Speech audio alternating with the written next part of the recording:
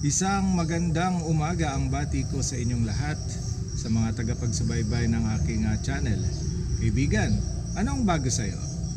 In today's video ay ipakita ko sa inyo ang update ng aming container house. So, after 2 years na hindi ako nagbablog tungkol sa aming container house, ay ngayon lang uli ako makapag-vlog kasi hindi naman masyadong paano ko ba masabi, hindi naman masyadong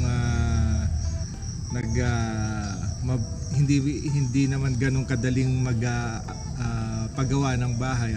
Kailangan din syempre magtrabaho tayo para makapagpundar ng ng mga materyales na pwede nating gamitin dito sa ating container house. So, yun lang at ipakita ko sa inyo kung ano ang bago ngayon sa aming container house. So, check natin.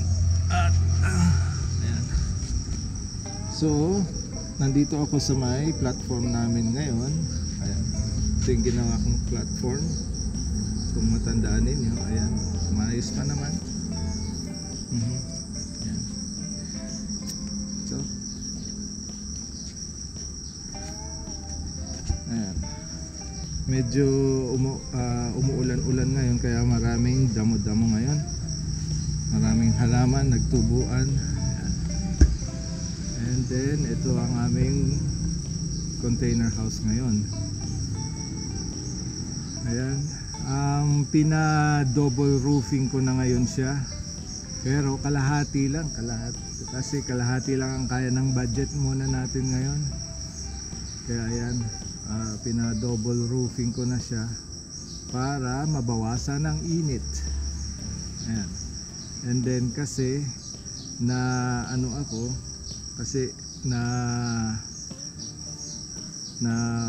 isipan kong magpagawa ng double roofing nga na ganito kasi nung umulan ng malakas ay bumagsak yung kisame dahil hindi nakayanan yung pagpondo ng tubig sa taas.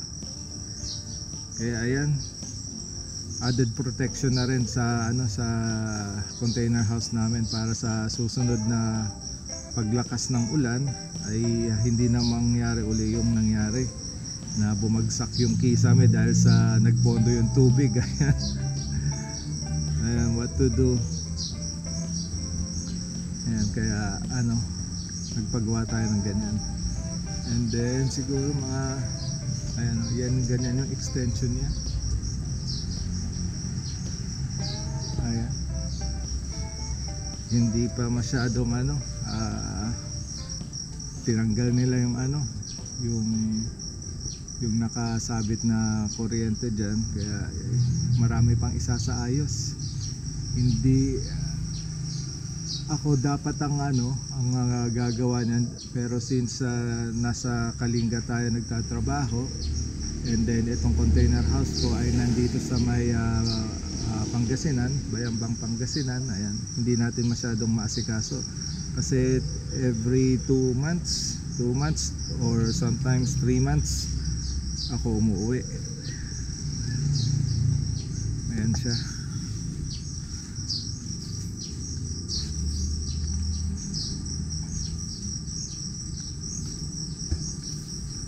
Ayan, kalahati lang muna.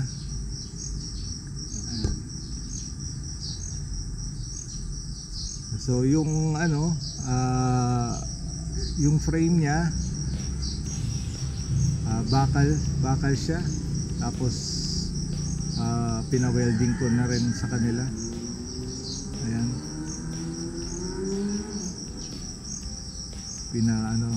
steel truss ko na rin. Ayan. And then ano pa bang bago? Ayun, tinanggal ko na yung mga alulod dito sa ilalim kasi wala na ring silbi. Hindi double roofing na kasi siya, kaya hindi na ayan, hindi na kailangan yung mga alulod na yun, kaya tinanggal ko na siya. And kapag talagang malakas ang ulan, ito yung ito yung alulod niya, siguro mga 1.5 inch yung yung diameter niya. Pag malakas ang ulan, hindi nakakayanan. Ayan. And siguro sabi din kasi ng misis ko, nung umulan kasi ng malakas, maraming dahon-dahon doon sa may niya, doon sa may catch, ba ang tawag doon, catch basin, nung sa may alulod niya. Yan. Kasi sa gilid niyan may mga yung may daluyan ng tubig diyan na puno daw ng yan, ng mga dahon, kaya nagbara. Ayan, tapos bumigay yung kisame. Ayan. So para hindi na maulit yan, nagpa-double roofing na lang ako. Ayan. Ayun nga, for na rin, para mabawasan rin yung init at hindi na maulit yung kasi hindi nga kaya yung maliit yung alulod kasi. Ayan. Check natin sa kabila.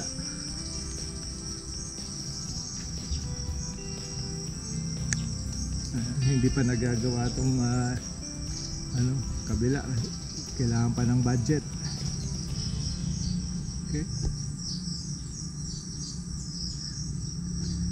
Ayan, pansamantala muna ito. May mga bubong na lumang yero na pinalagay ako diyan.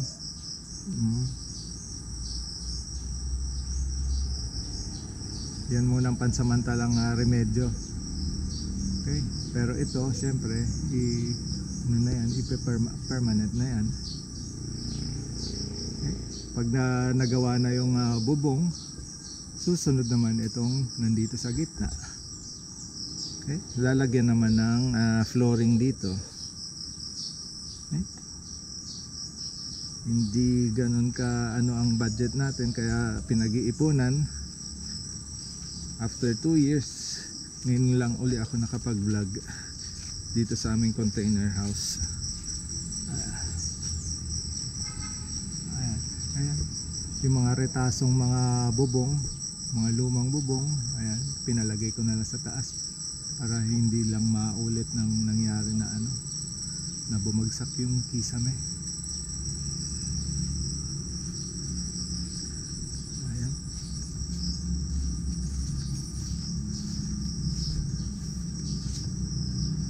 Dito magkakaroon din dito ng magkakaroon ng extension. Lagyan ko siya ng kusina diyan. Dito rin magkakaroon ng dining room diyan. Pa isa-isa lang kasi hindi natin kaya ang isang buhos na project. Yan.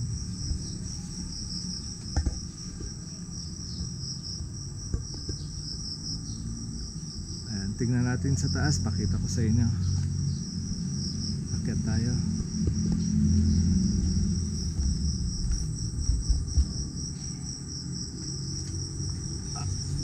Yeah.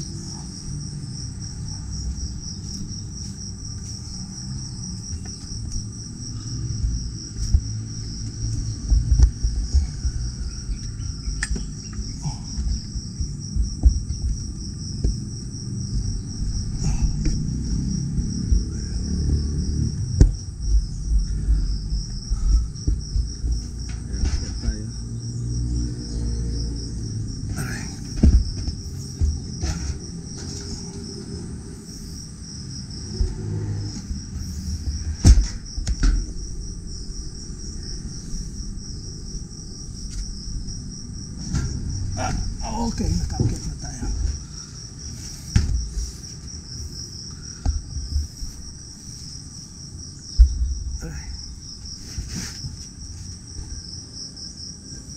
So, nandito na ngayon tayo sa may bubungan. Ayan.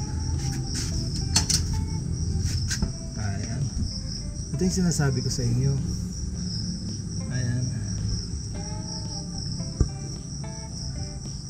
So, nung ginawa itong container house, yung hindi pala ginawa, yung inassemble, ano, ganito ng ano niya.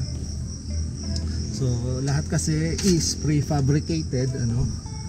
So yung butas maliit lang, yan lang siya, ito lang, ganito lang kalaki yung butas niya.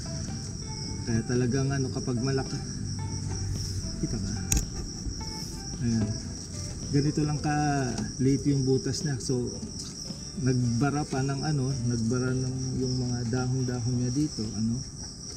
Tapos lumakas pa yung ulan, yan, oh, halos mga isang guhit lang ng daliri, mga 1 inch lang siguro yung laki ng diameter ng ano. Kaya pag bumuhos ang malakas na ulan, kahit ano, dalawa pa yan, ano, meron din dun sa kabilang dulo.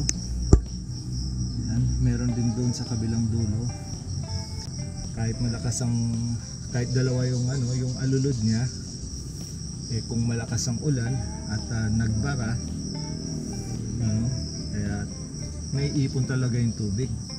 Tapos yung kisame, ayan, naipon sa loob, bumagsak yung kisame.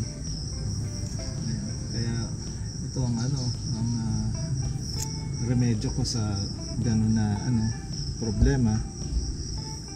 Ayan. Ayun, paggawa ko ng double roofing. Ayan, kaya kung ano, may budget kayo, kung nakabili na kayo ng ganito na container house, ipa double roofing nyo na para ano, double protection kayo. Kasi alam naman natin na hindi ano, hindi lahat ng bahay ay perpekto ang pagkagawa, ano. Pero siyempre hindi naman tayo nagsisisi na container house ang binili natin, ano. Embrace na lang natin yung kung ano yung napagdesisyonan natin na bilhin. Kumbaga, yakapin natin kung anong napagdesisyonan mo. Ayun, ganun lang. Wala namang perfecto na ano, na bahay, kaya ganyan.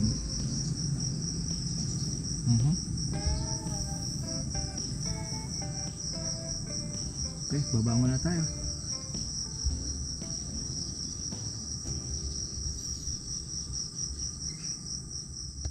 Ayan, okay, dito na ulit tayo sa baba. So naipakita ko sa inyo yung taas kanina. Ayan, pakita ko naman sa inyo yung, ay hindi, magsagot tayo ng mga tanong, ano. Sabi ng isang tanong ng isang subscriber ko, mainit daw ba sa loob? Syempre hindi ako magsisinungaling, mainit talaga. Kasi tignan mo, dalawa lang yung bintana na yan, dalawa lang siya, tapos sliding pa, so kalahati lang ang ano, pumapasok na hangin. Syempre ganun din sa kabila. Okay, dalawa lang ang bintana niya. So ang solusyon ko na lang dyan, magpa AC na lang tayo.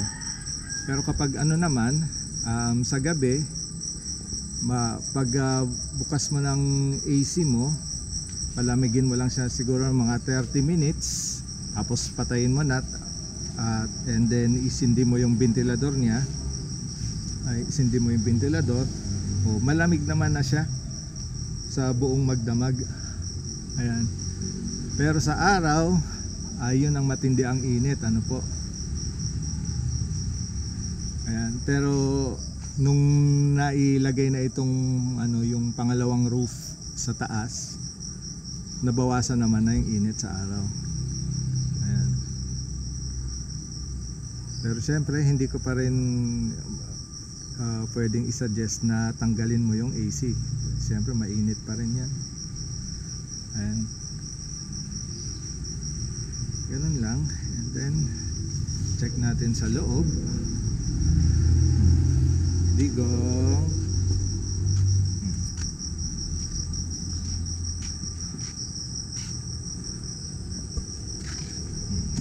Okay. Ito yung aming loob ng bahay. So kung makita nyo, walang cabinet, walang hanging cabinet yan kasi manipis lang ito. Hindi pwede ang mabigat. Ito lang ang mga pwede, ganyan, yung mga wall clock, ayan. Ayan yung curtain rod, ayan, pwedeng isabit kasi manipis lang.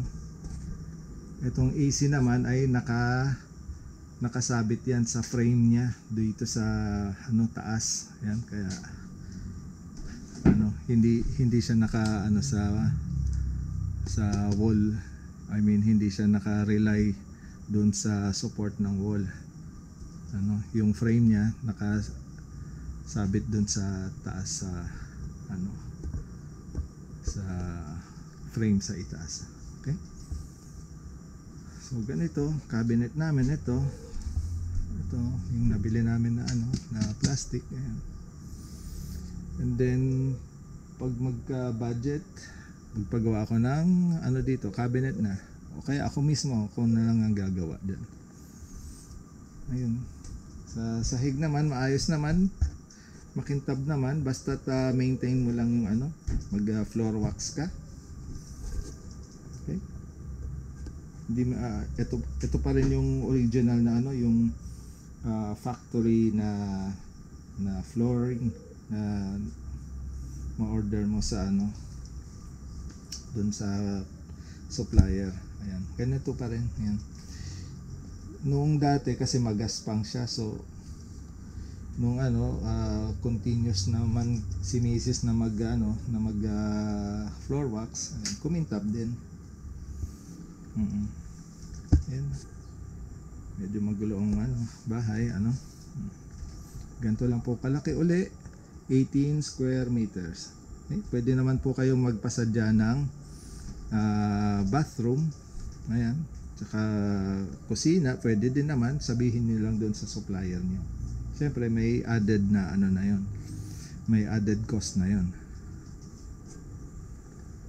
Ayan, hindi ko na siya pinagawa kasi gusto ko ang ay maluwag talaga. Gusto ko maluwag yan na kwarto. Ayan, kaya hindi ko na pinadagdag yan. So purely lang talaga siya, purely kwarto lang. Eclipse, baba na. Labas na, labas. Labas, sige na, labas. Okay. Ayaw na. Okay. Doon din sa kabila, ipakita ko sa inyo. Ayan, marami nang nagsitubuan ng mga damo, halaman. Ayan, tag-ulan kasi.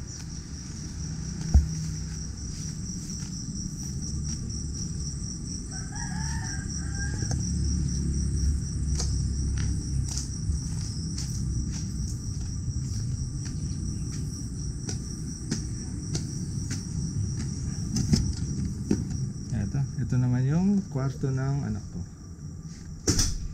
Sindi natin. Ayan. Okay.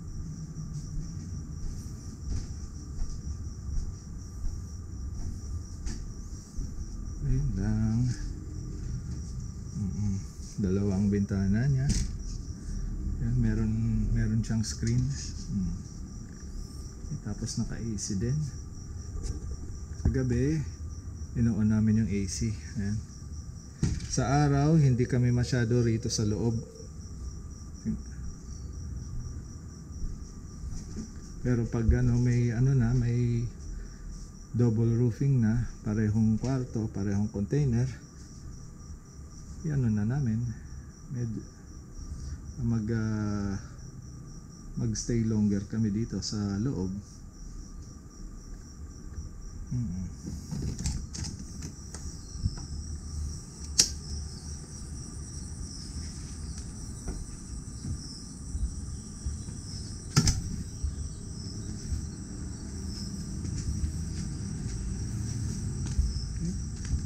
Itong ilalim, may isang subscriber ako na nagtanong, nasasayangan daw siya dito sa espasyo sa ilalim. Actually, may plano akong gawing basement ito. May plano akong gawing basement yan. So, budget talaga ang challenge sa atin. Ayan. So siguro kung maraming subscribers, maraming manonood sa aking video, ganyan, magkaroon tayo ng budget. Pero sa ngayon, hindi pa muna. Wala pa tayong budget para dyan, ha? So sana maraming mag-subscribe, maraming manood sa ating YouTube channel. Yan.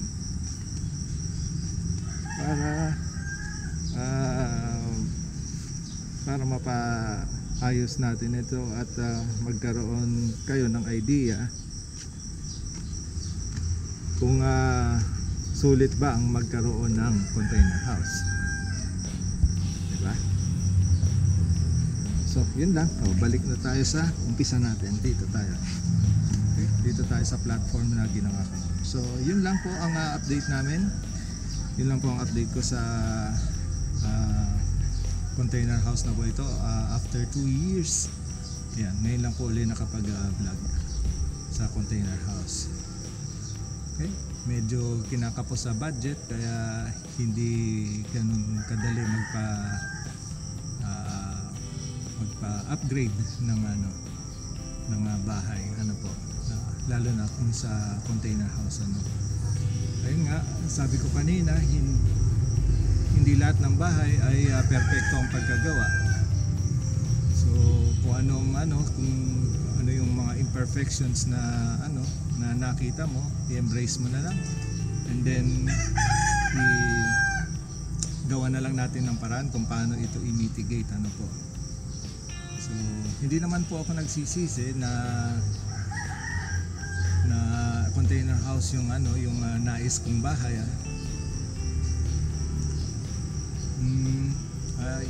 Yun lang, at medyo maraming issues, hindi ko sabihin na maraming issues, yun lang, at maraming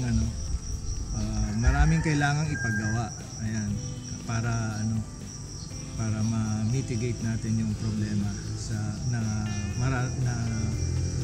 para ma-mitigate natin yung problema na kaakibat ng pagkakaroon ng container house. Ayan. So sana nagkaroon kayo ng idea, sana nagkaroon kayo ng kaalaman sa pagpapagawa ng container house. So